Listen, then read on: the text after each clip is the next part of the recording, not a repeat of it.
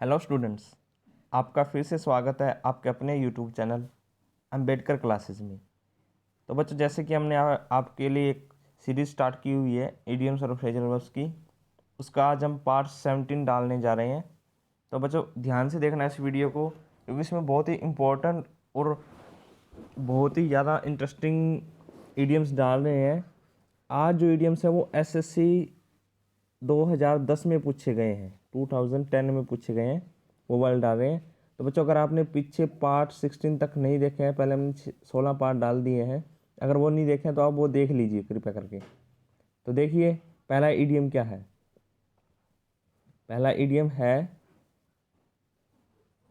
Take somebody to task. Take somebody to task का मतलब होता है डांटना या फटकारना। अब इसको याद कैसे करेंगे? याद करने के लिए बहुत ही आसान ट्रिक है। देखो इसमें आपको एक तो टेक दिखाई दे रहा होगा और एक टास्क, इन दोनों को देख लीजिए, टेक और टास्क को। टेक मीन्स क्या था? लेना, और टास्क का मतलब होता है कोई टास्क, मतलब ऑपरेशन वगैरह जो होते हैं। तो टास्क कौन लेते होते हैं? जो टास्क फोर्सेस होती हैं। जो टास्क फोर्सेस होती हैं उनको टास्क दिया जाता है कि ये आपने काम करना है। तो जो टास्क फोर्सेस थे उन्होंने गलत तरीके से क्या किया? गलत तरीके से ऑपरेशन को टेक किया, टेक ओवर किया, जिस कारण उनको सरकार की खरी खोटी सुननी पड़ी। मतलब उनको डांट पड़ी सरकार से कि तुमने ऐसा क्यों किया, अगर सही तरीके से करते तो तुम्हें कोई प्रॉब्लम नहीं थी। लेकिन उन्होंने क्या कर दिया? गलत तरीके से इसको हैंडल किया है। तो बच्चों देखिए नेक्स्ट, देखिए नेक्स्ट है turn to your sorry turn to deaf ear. Turn to deaf ear का मतलब होता है अनसुना कर देना। इसको याद कैसे करेंगे? एक बार दोबारा देख लीजिए, टर्न टू डीफ ईयर, अनसुना कर देना। देखो इसमें आपको दो शब्द दिखाई दे रहे हैं, डीफ और ईयर। डीफ का मीन्स होता है बहरा, जिसको सुनाई नहीं देता वो। ईयर मीन्स वर्ष। तो आप लेटेस्ट का एग्जांपल ले लीजिए, जैसे अभी चाइना है, जिसको हम चीन बोलते हैं। तो चाइना क्या कर रहा है? इस साल डीफ ईयर मना रहा है। कौन सा ईयर मना रहा है? डीफ ईयर मना रहा है। क्यों मना रहा है? क्योंकि आपको पता है उन्होंने कोरोना वायरस को छोड़ा था और अब वो किसी की सुन भी नहीं रहे हैं। तो इसीलिए वो डीफ ईयर मना रहा है, क्योंकि इस साल वो किसी की नहीं सुन रहे। क्यों नहीं सुन रहे? क्योंकि उनको पता अगर सुनेंगे तो क्या करना पड़ेगा? पैसे देने पड़ेंगे, क्योंकि उन्होंने कोरोना वायरस को फैलाया है। तो डीफ ईयर मना रहा है और सबकी बातों को क्या कर रहा है? अनसुना कर रहा है। ठीक है, तो यार करना आसान हो जाएगा। नेक्स्ट देखिए, बाय हुक और बाय क्रूक। कैसे यार करेंगे इसको? बाय हुक और बाय क्रूक को किसी भी तरह से, इसका मीनिंग क्या होता है? किसी भी तरह से। तो इसको याद करने के लिए हम क्रूक और हुक को उठा लेंगे। क्रूक को हम पढ़ेंगे कुक से, जो हमारा कुक होता है ना, खाना पकाने वाला, उससे यार करेंगे। तो मैंने अपने मैंने अपने कुक को बोला कि तुम्हें किसी भी हालत में, किसी भी तरीके से इस हुक को लगाना है। हुक समझते हो ना, जो टांगने वाली होती है। तो मैंने अपने कुक को क्या कहा? मैंने अपने कुक को कहा भी किसी भी तरीके से तूने ये जो हुक है वो लगानी है। ठीक है, तो याद करना आसान हो जाएगा।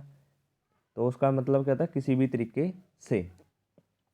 नेक्स्ट देखिए, all intends and purposes. All intends and purposes का मतलब होता है पूरी जानकारी के साथ। अब आपको यहाँ पे इंटेंट्स दिखाई दे रहा होगा और पर्पस दिखाई दे रहा होगा। इसको याद करेंगे। देखो इंटेंट, इसको दो वर्ड में तोड़ लीजिए, इन और टेंट।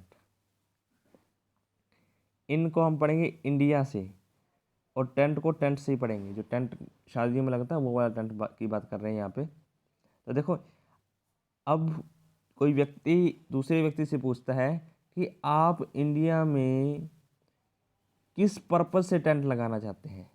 किस पर्पज से? तो इंडिया में किस पर्पज से टेंट लगाना चाहते हैं? हमें पूरी जानकारी के साथ मिलिए या बताइए।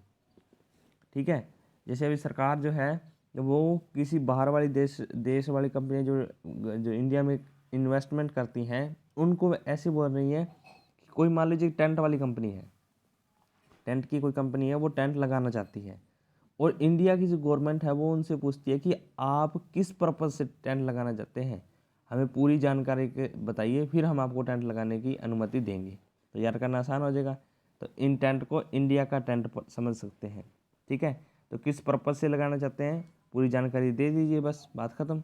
नेक्स्ट देखिए, safe and sound. Safe and sound का मतलब होता है सकुशल, मतलब कि सेफ ही सकुशल होता है, या हम कह सकते हैं सिक्योर। ठीक है, तो हमारी जो साउंड है वो कैसी है, सेफ है, मतलब सिक्योर है। यार करना आसान है ये तो। ठीक है, हमारी साउंड कैसी है, सेफ है या सिक्योर है। नेक्स्ट देखिए, to pinch and save scrap. To pinch and save scrap का मतलब होता है कंजूसी से रहना। तो इसमें हम पढ़ेंगे पिंच को 5 से। ठीक है, और सेव मीन्स बचाना। तो अब 5 5 क्या होता है, रुपए होते हैं। 5 रुपए बचाने वाला बड़ी ही कंजूसी से रहता है, क्योंकि जो 5 रुपये बचाता है तो वो कितना कंजूस होगा। देखो 5 रुपये बचा कर भी वो कितना पैसे बनाएगा। ठीक है, तो 5 रुपये बचाने वाला, सेव करने वाला बंदा कंजूसी से रहता है। ठीक है, क्योंकि वो सोचता नहीं नहीं 5 रुपये लगाने नहीं है, ऐसे सोचता है वो। ठीक है, तो नेक्स्ट देखिए, take exceptions to. Take exception to मतलब विरोध करना। कैसे यार करेंगे, देखो एक टीचर है, टीचर वो क्या करता है, हमेशा जो एक्सेप्शन वाली चीज़ें होती है ना, एक्सेप्शन वाली जो चीज़ें होती हैं उनके लिए ही एग्जाम्पल लेता है।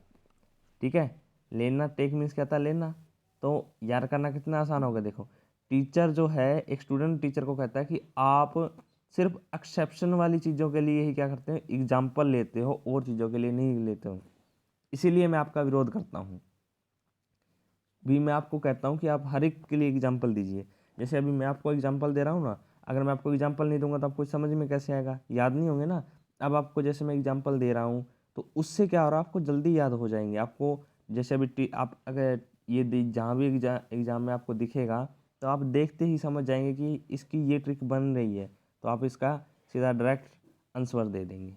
समझ आ गई। तो याद करना कितना आसान है कि टीचर हमेशा एक्सेप्शन के लिए ही क्या करता है, एग्जाम्पल देता है, इसीलिए स्टूडेंट उसका विरोध करते हैं।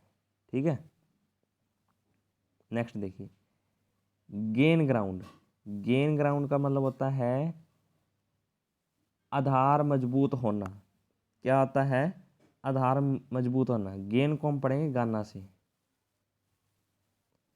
और ग्राउंड को ग्राउंड से ही पढ़ेंगे।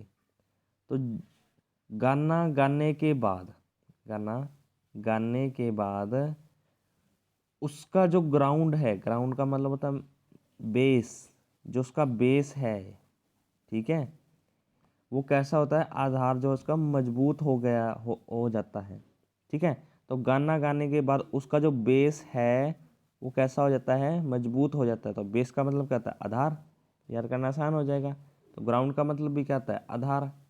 ठीक है, तो याद करने के लिए आप कुछ भी कह सकते हैं इसको, लेकिन मीनिंग तो वही है ना। तो बच्चों आपका मेन पर्पज़ यही होना चाहिए कि इसका मीनिंग क्या निकल रहा है।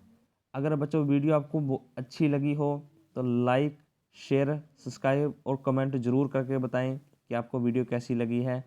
और जो आज के हमने ईडियम्स करवाए हैं वो एसएससी 2010 में पूछे गए हैं, तो बच्चों इनको ज़रूर रीड कर लेना। आप चाहे एक बार रीड कर लेना, आपको आधे याद हो जाएंगे। अगर आप दूसरी बार करेंगे तो आपको सारे याद हो जाएंगे।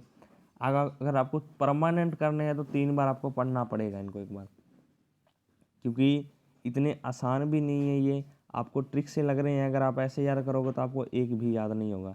ये तो आपको ट्रिक ट्रिक करके आपको याद हो जाएंगे, अदरवाइज आपको याद होने वाले नहीं हैं। इसलिए हम आपको ट्रिक से करवा रहे हैं।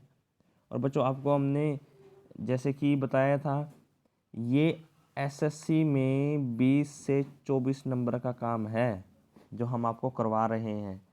तो अभी इंग्लिश का, ये सिर्फ इंग्लिश का पोर्शन ही बता रहा हूँ, और इंग्लिश का टोटल जो है वो 50 मार्क्स का आता है।